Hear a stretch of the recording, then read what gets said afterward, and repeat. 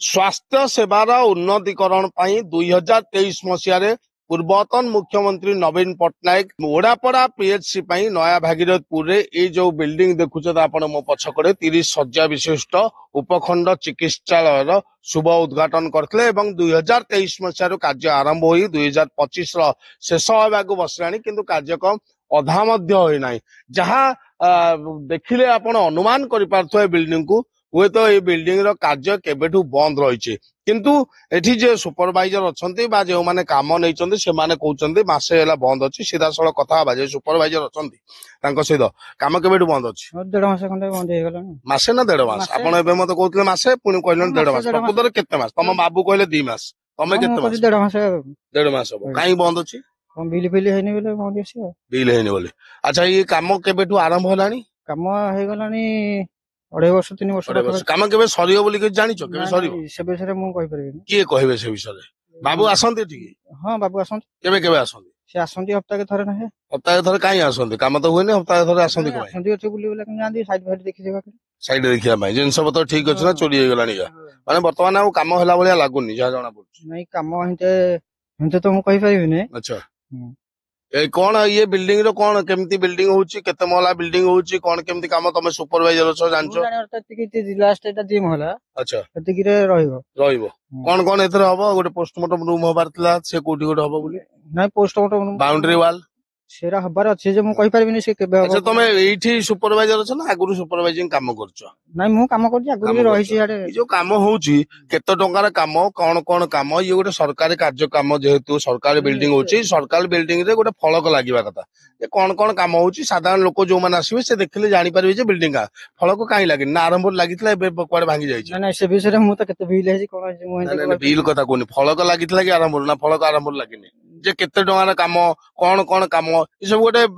फलक लागे ना लोकों को सुविधा पाई तमे 3 वर्ष होला एठी जगिलणी माने आरंभ तमे अछो फलक लागितला कि नहीं नहीं फलक लागिनी तबे जहाँ मु कहतली सीधा सड़क से मध्य से कहउचंती जे फलक एठी लागि नाही कारण फलक लागिले साधारण जे जनता आसीबे साधारण लोक जे आसीबे से देखिले जानि परिबे जे एठी कोन काम होउची केते टंकार काम होउची प्रोजेक्ट रो कोन अछि प्रोजेक्ट रे केते गोडी बाली सिमेंट अछि केते लोक काम करचंती केते वर्ष रु आरंभ होइची केते वर्ष रे शेष होबो ए सबरो टेक्निक हिसाब से फलक रहबा कथा जोटा कि फलक रहबा धार्य सरकारी कार्य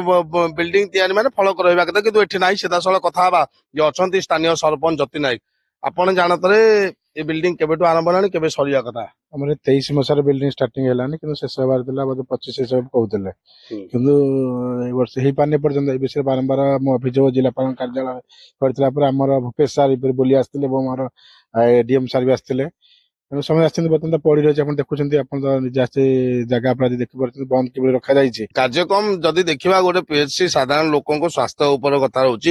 एटी गोटे फलक मध्य मरा जाउ नै जे कॉन्ट्रैक्टर आछंती ए कॉन्ट्रैक्टर फलक माननाती ऑफिस जे जेई आछंती बा अपरेस्ट अधिकारी जो मान चेकिंग करे आछो सेमान को मध्य दिसुनी फलक नाही बोली ना त कोन गोटे ता भीतर कोन अछि सेटा ga मु कहि परनी से केतर कारण मु प्राय आसी देखे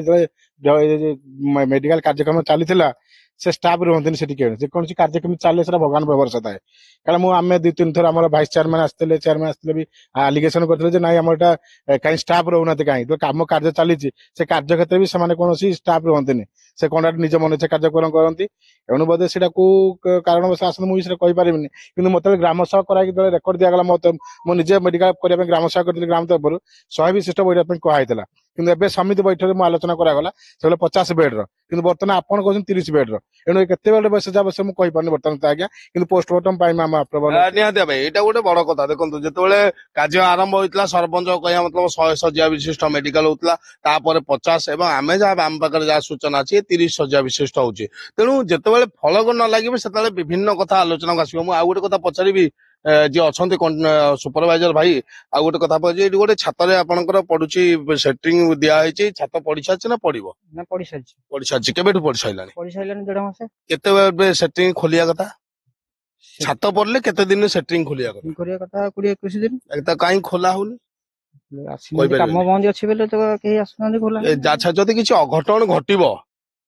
तापाई दायी किए रहिबे आपण रहिबे सुपरवाइजर हिसाब रे ना आपनकर कॉन्ट्रैक्टर हिसाब रे जे से दायी रहिबे ना ऑफिशियल जे जो माने सन दायी रहिबे कारण आपण केबे कहिसंती बाबू को एटा खोलंतु बोली ନାଇଁ ନାଇଁ ମୁଁ ସେଥିରେ କିଛି କହିନି। ଆପଣଙ୍କ କାମ କଣ ମତେ ଟିକେ ବତେଇଲେ। ନାଇଁ ମୋ କାମ ଯେ ସେ ଯୋଉ କାମ ବନ୍ଦ ହେଇଯାଇଛି କଣ ବିଲ୍ ଫିଲ୍ ହେଇନି ବେଲେ ସେ ଆଉ ଲୋକ ପାଖ ଆସିନାହାନ୍ତି। ହୁଁ। ସେ ଜାଗା ଖୋଲା ହେଇନି ନିହାତି ଭାବେ ମୁଁ ଦେଖେଇବି ଆପଣଙ୍କୁ ଇଏ ଯୋଉ ବିଲ୍ଡିଂ ୟାକୁ ତ ବିଲ୍ଡିଂ କହିବାନି ବର୍ତ୍ତମାନ କାମ ଆରମ୍ଭ ହେଉଛି ଶେଷ ହେଇନି କିନ୍ତୁ ଭୂତ କୋଠି ଭଳିଆ ଲାଗୁଛି। ଆମେ ଯେତେବେଳେ ଭିତରକୁ ଯାଇଥିଲୁ ଆମକୁ ମଧ୍ୟ ଡର ଲାଗିଥିଲା ଯେ ଆ ଭିତରେ କିଏ ଅଛନ୍ତି କି ନାହାନ୍ତି କିଛି ଅଘଟଣ ଘଟିବ। କାରଣ ଆପଣଙ୍କୁ ଯଦି ଦେଖେଇବି ଏ ଯୋଉ ଉପରକୁ ଯିବା ପାଇଁ ପାହାଞ୍ଚ କରାହେଇଛି ଏବଂ ଯୋଉ ସେଟ୍ରିକ ଲାଗିଛି ସେ କେବେଠୁ ସରିଲାଣି ତା କାମ ସେ ଖୋଲିବାର ସମୟ ମଧ୍ୟ ପଳେଇଲାଣି ତାଙ୍କୁ ଖୋଲା ଯାଉ ନାହିଁ। ଯଦି କିଛି ଅଘଟଣ ଘଟିବ ଏଥିପାଇଁ ଦାୟୀ କିଏ ରହିବେ। ଏବଂ ସିଧାସଳଖ କଥା କହିବା ଯେତେବେଳେ ସରକାର କହୁଛନ୍ତି ଯେ ସ୍ୱାସ୍ଥ୍ୟ ସେବା ଉପରେ ସେମାନେ ଅଗ୍ରାଧିକାର ଦେଉଛନ୍ତି ସ୍ୱାସ୍ଥ୍ୟ ସେବାକୁ ପ୍ରାଧାନ୍ୟ ଦେଉଛନ୍ତି ସ୍ୱାସ୍ଥ୍ୟ ହିଁ ସମ୍ପଦ କହୁଛନ୍ତି ସେତେବେଳେ ସ୍ୱାସ୍ଥ୍ୟ ସେବୀର ପାଇଁ ଏଇ ଯୋଉ ବିଲ୍ଡିଂ କରାହଉଛି ୟାର ଦେଖରେଖ କରିବା ପାଇଁ କେହି ନାହାନ୍ତି ନା ୟା ଉପରେ ନଜର ଦେବାକୁ କେହି ନାହାନ୍ତି। ଏବଂ ପୁଣି ଥରେ ଆପଣଙ୍କୁ କହିବି ଇଏ ହଉଛି ସ୍ଥାନୀୟ ବିଧାୟକଙ୍କ ଗାଁ 3 ଥର ବିଧାୟକ ହେଇଥିବା ସୀମାରାୟ ନାୟକ ଯେ କି ପୂର୍ବ ସରକାରରେ ବିଧାୟକ ଥିଲେ ଏବଂ ପୂର୍ବ ସରକାର ବିଜେଡି ସରକାରରେ ବିଧାୟକ ଥିଲା ବେଳେ ନବୀନ ପଟ୍ଟନାୟକ ପୂର୍ବତନ ମୁଖ୍ୟମନ୍ତ୍ରୀଙ୍କ ଦ୍ୱାରା ସେ ଆଗକୁ ଭିତ୍ତିପ୍ରସ୍ତର ସ୍ଥାପନ କରିଥିଲେ ଏବଂ ବର୍ତ୍ତମାନ ସେ ବିଜେପିର ବିଧାୟକ ଅର୍ଥାତ୍ ମୋହନ ସରକାରରେ ମଧ୍ୟ ସେ ଅଛନ୍ତି। ଦୁଇଟା ସରକାର ଥାଇ ମଧ୍ୟ ତାଙ୍କ ନିଜ ଗ୍ରାମରେ ଏଭଳି ଅଧା ପନ୍ତିରା ବିଲ୍ଡିଂ ପଡିଛି ତାଙ୍କୁ ଦେଖାଯାଉ ନାହିଁ। ଆମେ ସିଧାସଳଖ ଏ ବିଷୟରେ ମଧ୍ୟ ଆଲୋଚନା କରିବା ସ୍ଥାନୀୟ ବିଧାୟକଙ୍କ ସହିତ ଯେ କେବେ ସୁଦ୍ଧା କାମ ସରିବ କେବେ ଆରମ୍ଭ ହୋଇଥିଲା କେତେ ଟଙ୍କାର ପ୍ରୋଜେକ୍ଟ ଥିଲା ଏବଂ ତାଙ୍କ ପାଖରେ ମଧ୍ୟ ୟାର ହିସାବ ଅଛି ନା ନାହିଁ ଏସବୁର ଟେକ୍ନିକ ଆଲୋଚନା କରିବ ରିପୋର୍ଟର୍ସ ଟୁଡେ। ଓଡାପଡାର ଗୌତମ ମୁଦିଙ୍କ ସହିତ ଢେଙ୍କାନାଳ ଲକ୍ଷ୍ମୀକାନ୍ତ ସାହୁ ରିପୋର୍ଟର୍ସ ଟୁଡେ।